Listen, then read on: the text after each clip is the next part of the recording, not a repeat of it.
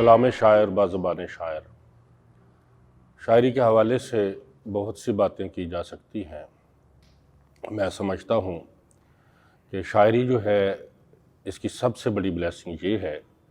کہ یہ انسان کے اندر سے جو نیگیٹو فورسز ہوتی ہیں، جو منفی قوتیں ہیں، ان کو مثبت قوتوں میں تبدیل کرتی ہے۔ اور فی زمانہ فنون لطیفہ کی جتنی بھی اصناف ہیں ان میں شاعری واحد ایسی صنف سخن ہے جو ہمارے اندر غیر محسوس طریقے سے ہمیں نرمی ہمارے اندر پیدا کرتی ہے، گداز پیدا کرتی ہے، اور فی زمانہ اس چیز کی بہت ضرورت ہے۔ تو میں اپنے چند اشعار آپ کی سماعتوں کی نظر کرتا ہوں، آپ کو بھی اس سفر میں اپنے ساتھ لے کر چلتا ہوں کہ ایک ایک سانس میں ہجر پرویا جا سکتا ہے، ایک ایک سانس میں ہجر پرویا جا سکتا ہے، سوکھی آنکھوں سے بھی رویا جا سکتا ہے، اور خواب کہیں بھی گروی رکھے جا سکتے ہیں، خواب کہیں بھی گروی رکھے جا سکتے ہیں، کانچ کے بستر پر بھی سویا جا سکتا ہے۔ تم بھی ہجر زدہ ہو، میرے ہی جیسے ہو،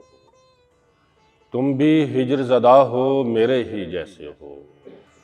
تم چاہو تو مل کر رویا جا سکتا ہے،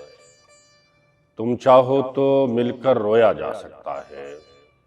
تم بھی ہجر زدہ ہو، میرے ہی جیسے ہو، تم چاہو تو مل کر رویا جا سکتا ہے۔ اور گلاب خواب اجالے اٹھانے پڑتے ہیں، گلاب خواب اجالے اٹھانے پڑتے ہیں، نئی رتوں کے حوالے اٹھانے پڑتے ہیں، کہاں کہاں نہیں دم توڑتی انا اپنی، کہاں کہاں نہیں دم توڑتی انا اپنی، کہاں کہاں سے نوالے اٹھانے پڑتے ہیں، کہاں کہاں سے نوالے اٹھانے پڑتے ہیں۔ اور حالات حاضرہ کے تناظر میں دو شعر کہ مصلحت کوشو کوئی صبر کی حد ہوتی ہے، مصلحت کوشو کوئی صبر کی حد ہوتی ہے، ظلم سہنا بھی تو ظالم کی مدد ہوتی ہے، ظلم سہنا بھی تو ظالم کی مدد ہوتی ہے۔ اور کچھ اور اشعار دیکھیے کہ تشنا کامی کا یہ الزام اتارا جائے، تشنا کامی کا یہ الزام اتارا جائے، ایک سمندر میرے ہونٹوں سے گزارا جائے، ایک سمندر میرے ہونٹوں سے گزارا جائے، گفتگو کرنی ہے ایک شخص کی سیرت پہ مجھے، گفتگو کرنی ہے ایک شخص کی سیرت پہ مجھے، آسمانوں سے فرشتوں کو اتارا جائے، آسمانوں سے فرشتوں کو اتارا جائے، اور حضرت قیس میرے حق میں گواہی دیں گے، اب سرے دشت میرا نام پکارا جائے۔ لڑکھڑاتی ہے زباں زور بیاں ٹوٹتا ہے،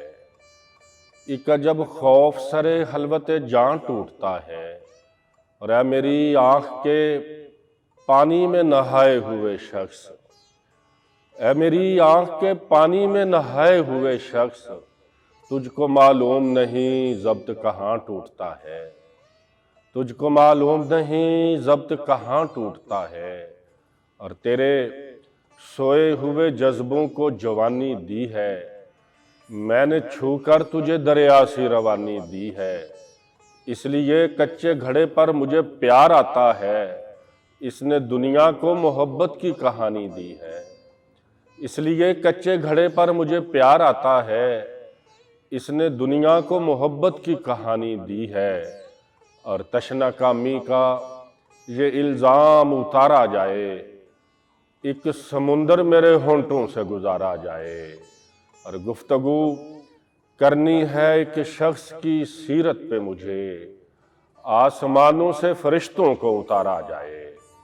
آسمانوں سے فرشتوں کو اتارا جائے، حضرت قیس میرے حق میں گواہی دیں گے، حضرت قیس میرے حق میں گواہی دیں گے، اب سرے دشت میرا نام پکارا جائے، اب سرے دشت میرا نام پکارا جائے،